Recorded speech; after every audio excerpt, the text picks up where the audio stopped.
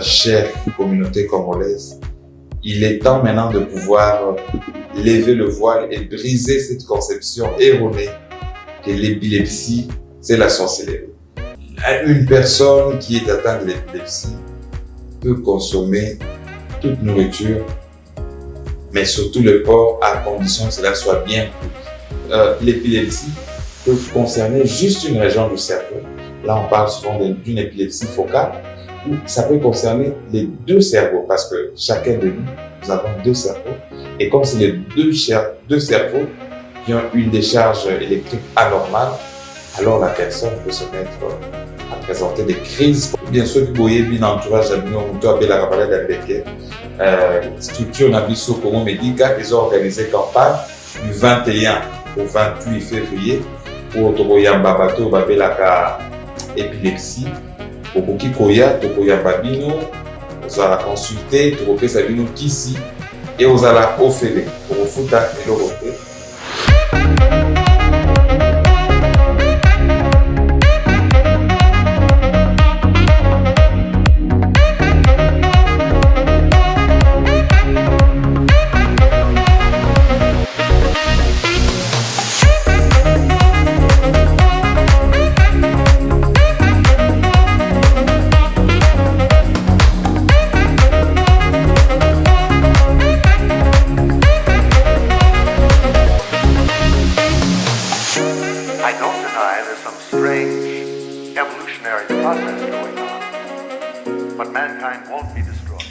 Merci de nous retrouver et bienvenue à l'émission Bien-être, un rendez-vous qui traite les différents sujets et on traite avec la santé. Votre bien-être est notre priorité. Alors n'oubliez surtout pas de commenter, de partager et de vous abonner à notre chaîne Monde Info Télévision. Alors pour ce numéro, nous recevons pour vous le docteur Emmanuel Ependier, coordonnateur de Medica, de Congo Medica, à qui je dis bonjour. Bonjour docteur. Bonjour madame la journaliste. Bienvenue.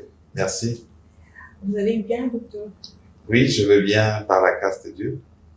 Alors aujourd'hui, chers téléspectateurs, nous allons parler de l'épilepsie. Je rappelle que docteur Emmanuel Ependier est coordonnateur de Congo Medica. Il est médecin neuropsychiatre. Alors médecin, c'est quoi l'épilepsie? Oui, merci madame la journaliste pour la question.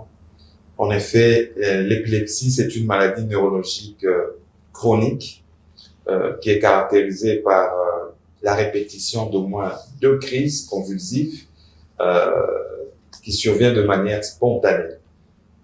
Il est à noter que l'épilepsie, c'est une maladie qui est connue depuis la nuit des temps et on l'appelle dans notre jargon ici local maladie Ambeke. C'est une maladie qui touche plus de 50 millions de personnes dans le monde et toutes catégories d'âge confondues. Les enfants peuvent être touchés, les adultes, les personnes âgées, mais il est à noter que c'est les enfants qui sont souvent touchés par cette maladie. Alors, comment savoir que vous êtes une personne épileptique? Alors, pour que nous puissions diagnostiquer et dire que vous êtes épileptique, il y a certains symptômes et signes que vous allez avoir qui peuvent nous orienter. Alors, quels sont ces symptômes? Lorsque vous avez, par exemple, une personne qui fait des crises convulsives, le terme est un peu technique, mais c'est du genre, vous avez des secousses au niveau de vos membres, où vous devenez très dur, c'est la crise spectaculaire, madame la journaliste, à laquelle le commun des mortels assiste souvent, où la personne, après avoir présenté des secousses importantes, il perd connaissance, il tombe et continue à faire ces crises-là. Lorsque vous avez ce genre de crises, ça peut vous faire penser à l'épilepsie. Et l'une des choses qui est encore caractéristique de l'épilepsie, après qu'une personne ait fait ces crises, lorsque vous échangez avec la personne, vous lui dites, mais vous venez de faire la crise là maintenant. Il va vous dire, non, moi je ne me rappelle de rien. Donc, il a une perte de mémoire. Ça se trouve dans un état d'inconscience. Exactement. Donc, il a une perte de mémoire liée à la crise qu'il venait de faire. Alors là, c'est l'une des manifestations spectaculaires. Mais madame la journaliste, il est important de savoir que l'épilepsie peut se manifester de plusieurs autres manières. Au fait, tout dépend de la région du cerveau qui peut être concernée. Il y a d'autres formes d'épilepsie qui se manifestent par un trouble de comportement où une personne se met à présenter un comportement qu'il ne maîtrise pas. Il a des attitudes qu'il ne contrôle pas et alors ça peut aussi faire penser à l'épilepsie. Pour d'autres, ça peut se manifester sous forme des accès visuels où il commence à présenter ce qu'on appelle des hallucinations et il voit des choses que les autres ne voient pas et donc ça peut aussi faire penser à l'épilepsie. Il y a plusieurs formes d'épilepsie qui existent, à ce jour plus de 30 formes, mais la plus spectaculaire, c'est là où on a des secousses musculaires. Alors, parlons des crises. Quand débutent ces crises? Les crises, comme j'ai dit dans la définition de l'épilepsie, c'est une maladie neurologique qui va être caractérisée par des crises convulsives spontanées. Et donc, quand les crises surviennent, elles ne préviennent pas. Elles viennent de manière spontanée. Par exemple, là, nous pouvons être en train de parler avec vous et puis, paf, un moment, je commence à faire ma crise. Elle survient de manière spontanée et s'arrête aussi de manière progressive. Alors, qu'est-ce qui peut provoquer cette maladie? Des gens se posent des questions à savoir, est-ce que cette maladie Andeke, est-ce que c'est une maladie qui est héréditaire ou comment? Qu'est-ce qui est à la base de cette maladie? L'épilepsie, c'est une maladie qui a plusieurs causes qui peuvent être incriminées. Et donc, madame la journaliste, c'est le lieu ici de pouvoir briser et détruire la conception que l'épilepsie, c'est la sorcellerie. L'épilepsie n'est pas la sorcellerie, mais il peut y avoir plusieurs causes qui puissent les expliquer. Parmi les causes, nous avons des causes congénitales, donc qui sont liées à la naissance. Lorsqu'un enfant a un traumatisme au niveau, excusez-moi, lorsqu'un enfant a un traumatisme lors de l'accouchement, il peut se mettre à faire des crises convulsives. Il arrive aussi chez les enfants qui font souvent de la fièvre, une fièvre qui ne finit pas. Avec le temps, il peut commencer à faire des crises. Vous avez aussi des infections. Les personnes qui consomment le porc, en effet, lorsqu'il n'est pas bien cuit, il peut occasionner des crises convulsives parce que le porc contient un germe qu'on appelle le ténaciolum. Il peut entrer dans le sang, monter jusqu'au niveau du cerveau et occasionner des kystes à l'intérieur. Les gens qui consomment beaucoup plus l'engulu, yakotumba, surtout à Capella, qui est devenu maintenant un lieu célèbre où on le fait régulièrement. Et donc, ça peut être à l'origine des crises convulsives. Vous avez aussi les personnes qui élèvent les porcs et qui, avec le temps, peuvent boire l'eau qui est contaminée dans ces milieux d'élevage et commencer à faire des crises convulsives. Vous avez aussi les personnes qui roulent dans des motos ici chez nous régulièrement. Ils peuvent avoir un traumatisme au niveau de la tête, surtout le fait que madame la journaliste chez nous, on ne porte pas des casques régulièrement. Et donc, lorsque vous avez un traumatisme au niveau de la tête, vous pouvez vous mettre à faire des crises convulsives. Vous avez aussi les patients qui font l'AVC. En effet, l'AVC, elle est généralement connue ou elle se manifeste par une paralysie. Ce n'est pas toujours le cas. L'AVC peut se manifester aussi par des crises convulsives. Et donc, il y a plusieurs causes qui peuvent expliquer l'épilepsie. Et on remarque même chez les personnes âgées, une personne pendant toute sa vie n'a jamais fait d'épilepsie, mais il se retrouve maintenant qu'il a 70 ans ou 80 ans, il commence à faire des crises épileptiques. Là, on peut voir dans les causes, on peut retrouver une tumeur cérébrale. Donc, il peut avoir une tumeur dans son cerveau qui puisse expliquer les crises épileptiques. Et donc, madame la journaliste, il y a plusieurs causes. Alors, on a parlé de la consommation du porc qui peut occasionner des crises épileptiques, c'est ça? Oui. Alors, qu'est-ce qui fait que lorsqu'une personne consomme le porc, à la longue, cette personne peut avoir des crises et tout? Qu'est-ce qu'il y a dans les porcs, en fait? Oui, comme je le disais, dans le porc, surtout quand il n'est pas bien cuit. Lorsqu'il est bien cuit, ça va. quand il n'est pas bien cuit, il peut laisser passer un germe qu'on retrouve dans le porc, un parasite qu'on appelle le Taenia solium. Ce Taenia va entrer dans le sang, et dans le sang, il peut monter jusqu'au niveau du cerveau. Il occasionne des kystes, et la personne se met à faire des crises convulsives. Alors, l'épilepsie est-elle contagieuse? L'épilepsie, madame la journaliste, c'est le lieu de pouvoir briser cette conception. Elle est nullement contagieuse.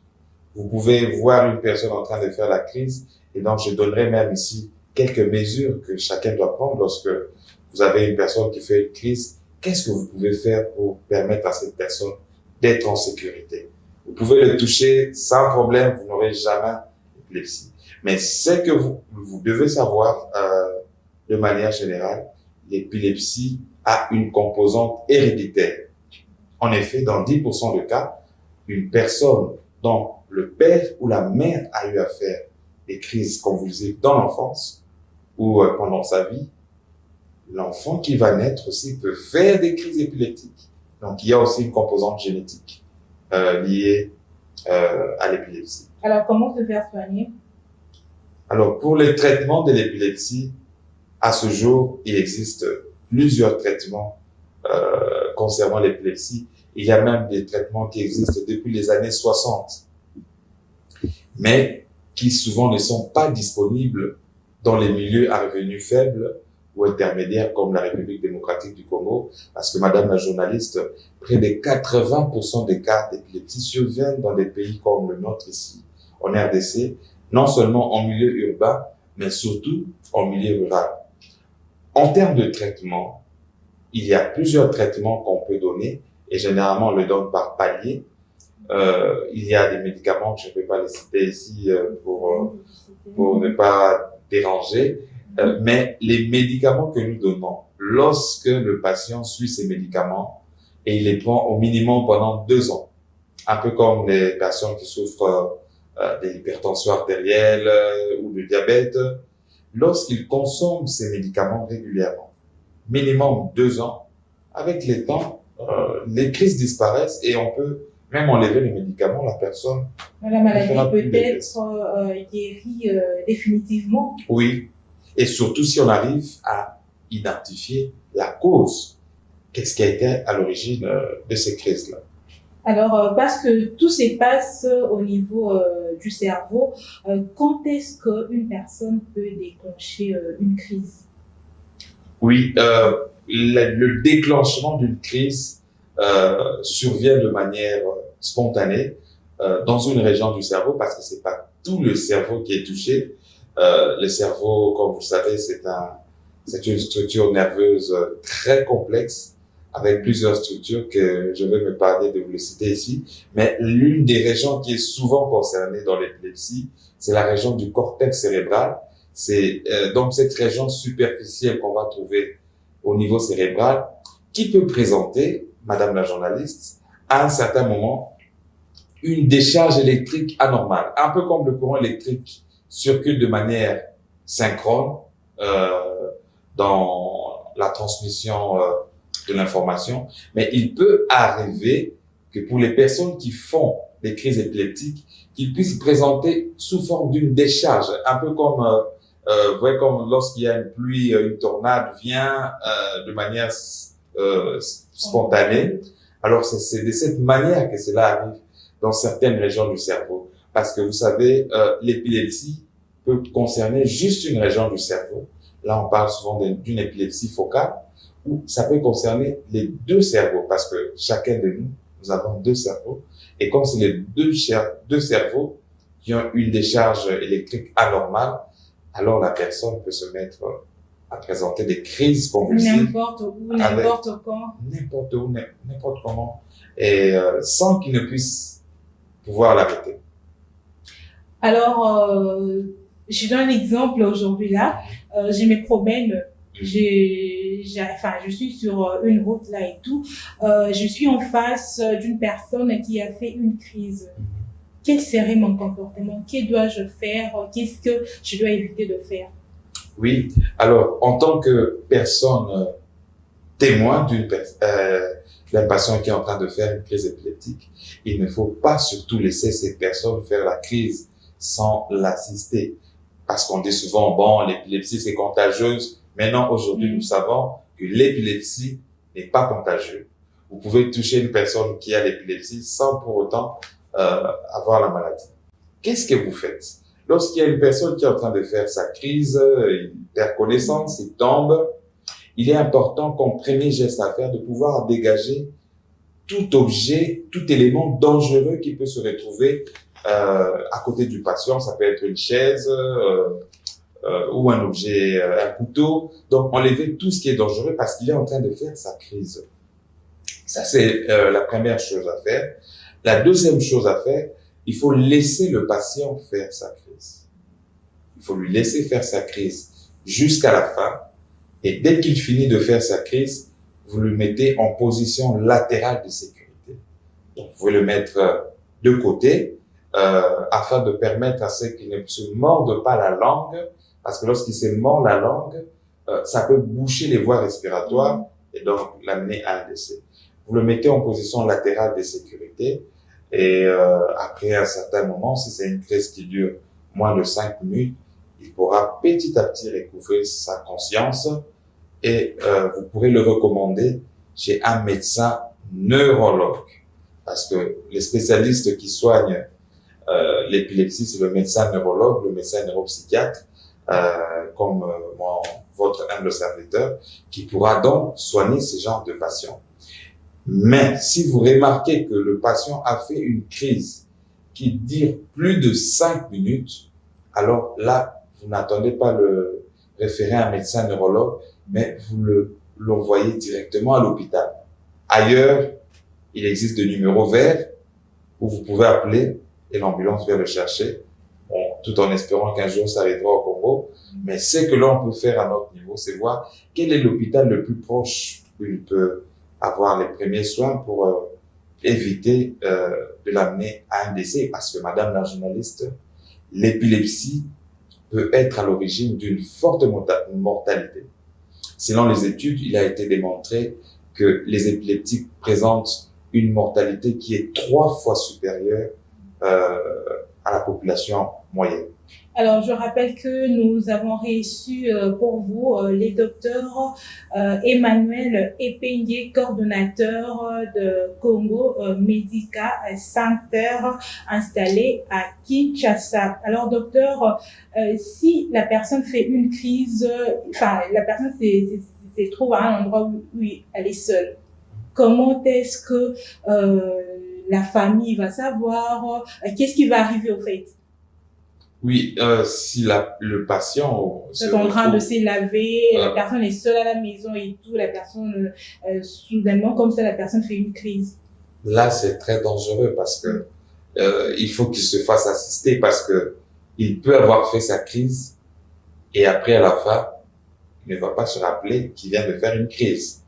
Mais ce que vous allez remarquer souvent chez les personnes qui font des crises, vous allez remarquer au niveau de leur face, il peut y avoir quelques écorchures, des cicatrices, du fait que ils ont eu à présenter des crises dans des endroits dangereux sans qu'ils ne puissent avoir une assistance. Je me rappelle toujours, madame la journaliste, de l'histoire d'un patient qui a eu à faire une crise alors qu'il était en train de préparer.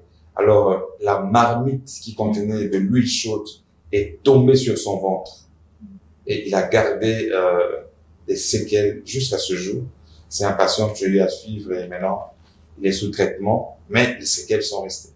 Et une femme enceinte qui va accoucher, la femme peut aussi faire une crise pendant l'accouchement? Oui, pendant l'accouchement, vous avez d'abord des femmes qui peuvent, soit avant même d'avoir une grossesse, une femme qui a l'habitude de faire des crises épileptiques. Alors, ces genres de femmes doivent être suivies de manière particulière parce que lorsqu'ils seront enceintes, il y a des médicaments qu'ils doivent prendre, qui doivent être appropriés pour éviter que les médicaments qu'ils prennent ne puissent affecter aussi l'enfant qu'il a en son sein.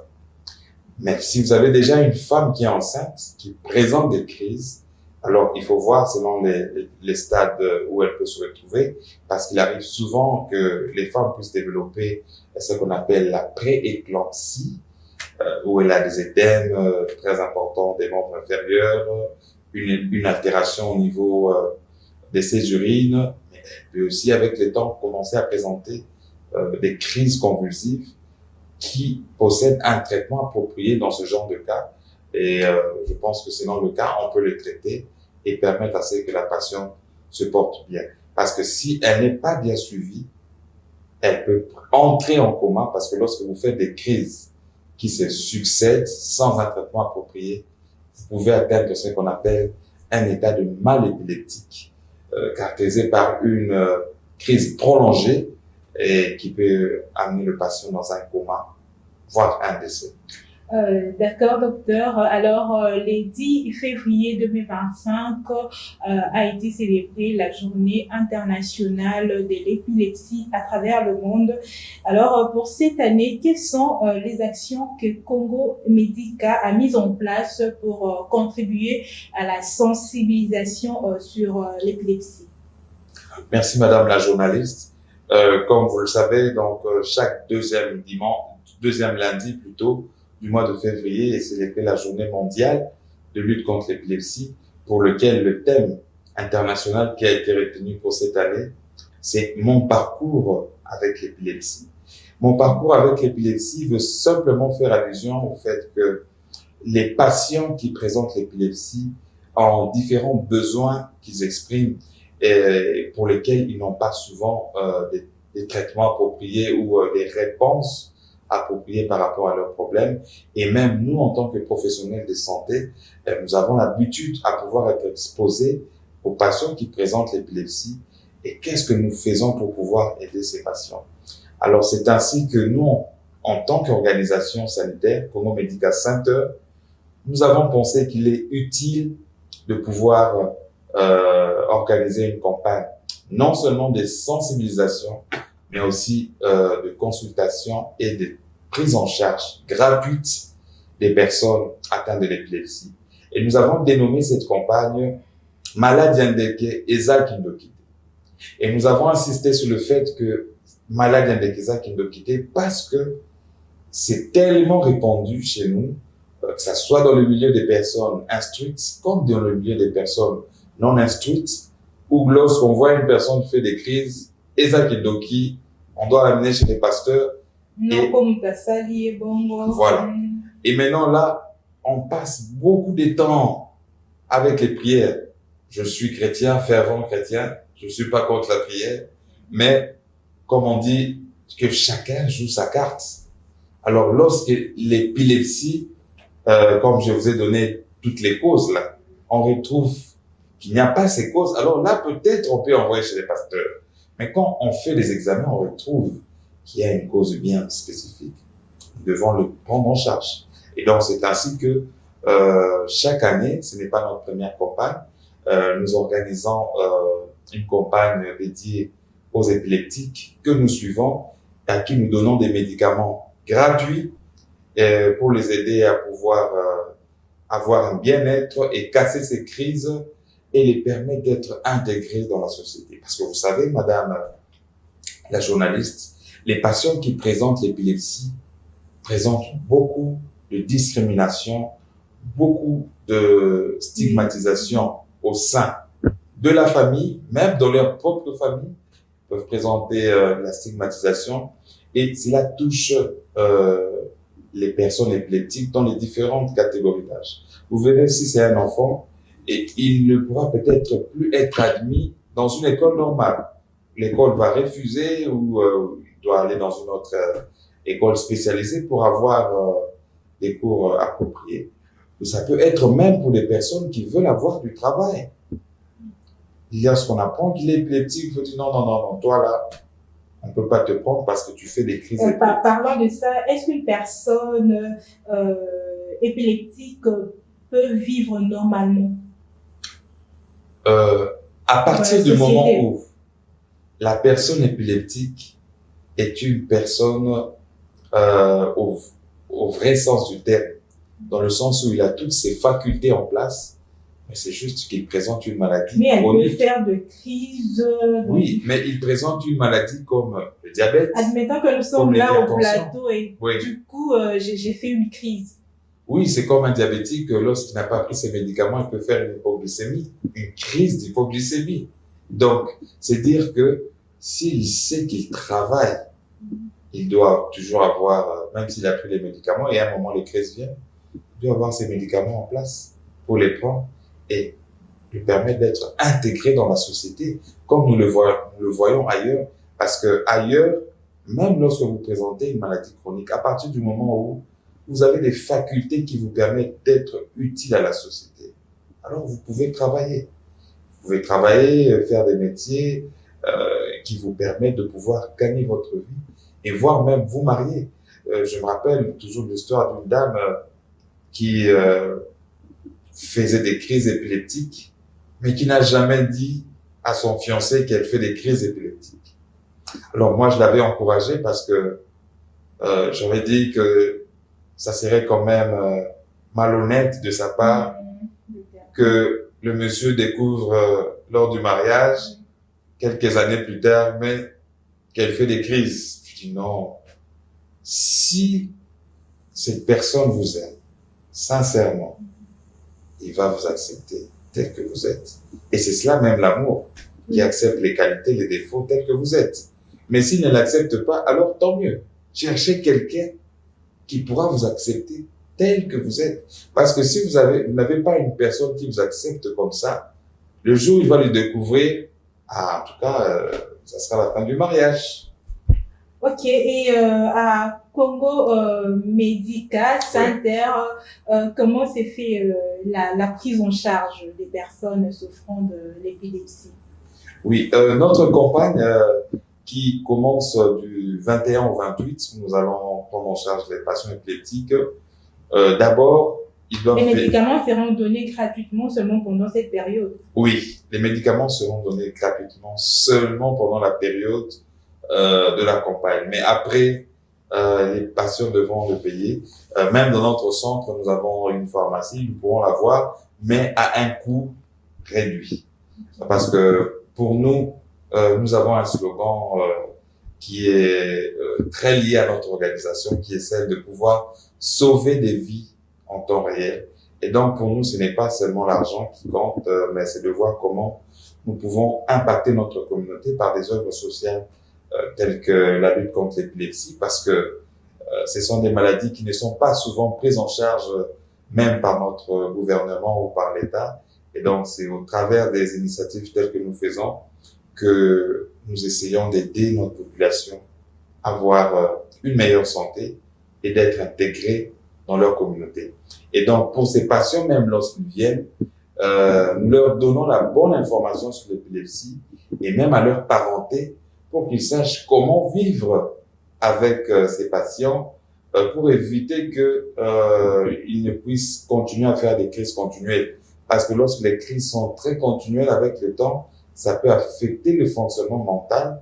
Et vous voyez des personnes avec le temps qui commencent à présenter un retard mental lié à la répétition chronique des crises convulsives.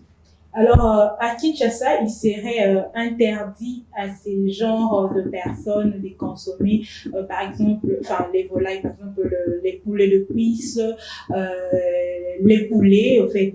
Alors, qu'est-ce que vous pouvez dire sur ces sujets? Ces personnes, quels sont les aliments que ces personnes peuvent spécialement éviter la consommation? Bon, ça, c'est une conception. À part le porc, bien sûr. Répondu, comme on dit, malade yandeke, que c'est le poulet, le volaille. C'est totalement erroné, madame la journaliste. Et donc,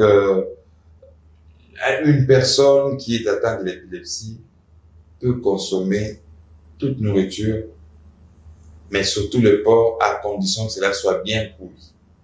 Quand ce n'est pas bien cuit, alors c'est le porc qui peut être à l'origine d'une atteinte au niveau cérébral en occasionnant des kystes. Mais sinon, pour les aliments, on recommande qu'ils mangent les aliments sans problème. Mais ce qu'on recommande aussi aux patients, c'est d'éviter de rester pendant un long moment sans avoir mangé. Par exemple, si depuis le matin, seulement vers 17h, 18h que vous mangez, Donc là, c'est comme si vous êtes en train de provoquer le cerveau pour faire des crises. Vous devez manger à des heures régulières, le matin, à midi et le soir. Mais évitez de prendre le soir des stimulants comme le café, qui n'est pas recommandé. Alors, merci beaucoup à ces personnes. Évitez de prendre le café dans la soirée. Alors, maladie endetée liée à la sorcellerie, liée à une maladie mentale, qui diriez-vous aux personnes qui pensent ainsi? Alors, je dirais que à ce jour, en plein 21e siècle, en 2025, chère communauté congolaise, il est temps maintenant de pouvoir lever le voile et briser cette conception erronée que l'épilepsie, c'est la sorcellerie. En aucun instant, l'épilepsie, c'est la sorcellerie. Certes, depuis la nuit des temps, mais je pense que c'était même 4000 ans avant Jésus-Christ, on pensait que l'épilepsie, c'était de la sorcellerie. Parce que madame la journaliste, l'épilepsie, ce n'est pas une maladie qui date d'aujourd'hui. Ça date de plusieurs années. C'est une maladie qui a traversé plusieurs générations. Et je me rappelle, même moi aussi, à l'époque, quand j'étais encore étudiant en médecine, j'ai pensé que l'épilepsie, c'était la sorcellerie. J'ai vu des personnes faire des crises. Je me disais que c'était la sorcellerie. Mais quand j'ai appris, j'ai reçu la bonne information. Alors je me suis dit, ah non, c'est important de pouvoir donner la bonne information à tout le monde. L'épilepsie n'est pas la sorcellerie. Il y a des médicaments qui sont efficaces, qui agissent contre l'épilepsie. Pour les personnes qui sont concernées, nous les invitons à venir dans notre campagne. Ils vont recevoir des traitements appropriés pour le bien-être de leur famille et permettre à ce que ces personnes soient intégrées dans la société. Nous arrivons presque à la fin de l'émission, mais avant de prendre une ou deux questions, si vous pouvez nous parler de Congo Medica en quelques mots, en fait. Oui, Congo Medica, c'est une structure sanitaire qui est née à l'issue d'un constat que nous avons fait dans notre pays. C'était depuis 2018, où nous avons remarqué qu'au Congo, et particulièrement ici à Kinshasa, lorsque les personnes ont un problème de santé, ils ne savent pas qu'est-ce qu'ils doivent faire. Et souvent, chez nous au Congo, les gens viennent à l'hôpital lorsqu'ils veulent mourir. Alors que ailleurs, on vient lorsque même on a déjà quelques petits symptômes. Alors, lorsque les gens viennent à l'hôpital dans cet état-là, c'est déjà en état de stress, ils ne savent pas comment s'orienter. Et ce qui fait que vous avez, par exemple, je donne un cas, un patient qui fait un AVC, mais qui est suivi par un médecin généraliste. L'AVC, c'est une maladie qui doit être suivie par un neurologue. Et donc, c'est ainsi que nous avons pensé à la mise en place d'une plateforme qui faciliterait la mise en relation entre un médecin et un patient selon le problème de santé identifié. Lorsque vous avez une patiente qui a un problème de peau, elle a vu les médecins, mais il n'y a pas de solution. Mais au fait, normalement, lorsqu'on a un problème de peau, il faut voir un dermatologue. Alors, grâce à notre réseau, nous avons plus de 120 professionnels de santé de différentes spécialités. Donc, nous avons la possibilité de mettre en relation directe les patients et les médecins. Nous avons une structure technologique, un site internet et une application médicale qui facilite cette mise en relation entre un médecin et un patient afin de pouvoir améliorer la santé de la population. Parce que nous avons remarqué qu'au Congo, nous avons beaucoup des fois des décès évitables. Ou à la fin, quand on amène déjà une personne qui est sur le point de vouloir mourir, on incrimine l'oncle ou on incrimine la tante. Mais peut-être des fois, c'est juste nous-mêmes. On n'a pas eu le bon médecin au bon moment pour le patient. Et donc, nous avons notre structure qui est opérationnelle. À l'époque, nous n'avions même pas de siège. C'était encore à la maison. Et maintenant, nous avons notre siège qui est là, où nous assurons les prestations de soins. Et non seulement nous le faisons dans notre siège. Notre siège, c'est sur Vivi numéro 23. La référence est l'arrêt Maison Bungu, juste en diagonale de l'alimentation Money Shop, dans la commune de Kitambo. Alors, l'une des particularités de notre structure, à part le fait que nous faisons les prestations de soins dans notre centre, nous faisons aussi des prestations de soins à domicile. Donc, nous avons des médecins dans toutes les communes de Kinshasa où nous pouvons assurer ces prestations-là. Et nous sommes même en train d'envisager avec le temps de pouvoir faire des prestations en ligne afin de pouvoir toucher les autres provinces du pays qui présentent aussi ces besoins-là d'avoir une expertise appropriée pour un problème de santé. Merci beaucoup, docteur, d'avoir répondu à notre invitation. Mais un message à ces personnes épileptiques qui nous ont suivis, ou soit une personne qui connaît une personne qui souffre de cette maladie. Si vous pouvez le faire en lingala.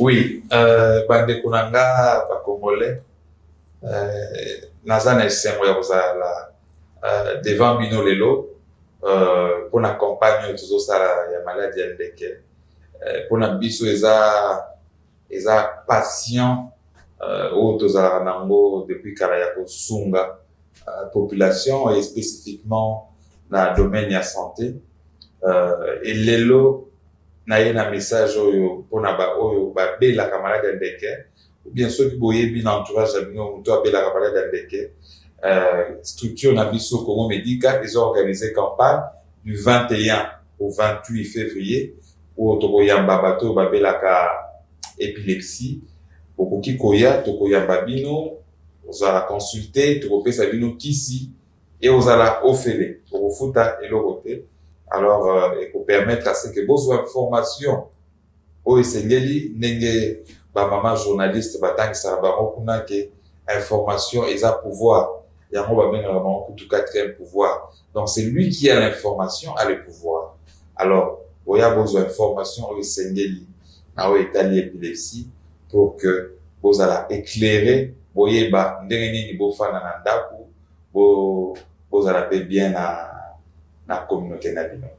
Merci beaucoup. Pour plus de détails, prière de nous écrire à travers les numéros qui est juste affiché au bas de vos écrans. Alors, docteur Emmanuel Epengue, nous vous disons merci beaucoup d'avoir répondu à toutes nos questions liées à l'épilepsie. Je rappelle que vous êtes coordonnateur à Congo Medical Center. Alors, votre bien-être est notre priorité, mesdames et messieurs. Merci de nous avoir suivis. On se retrouve prochainement. N'oubliez pas de commenter, partager et surtout abonnez-vous à la chaîne Mondaction. Merci, au revoir.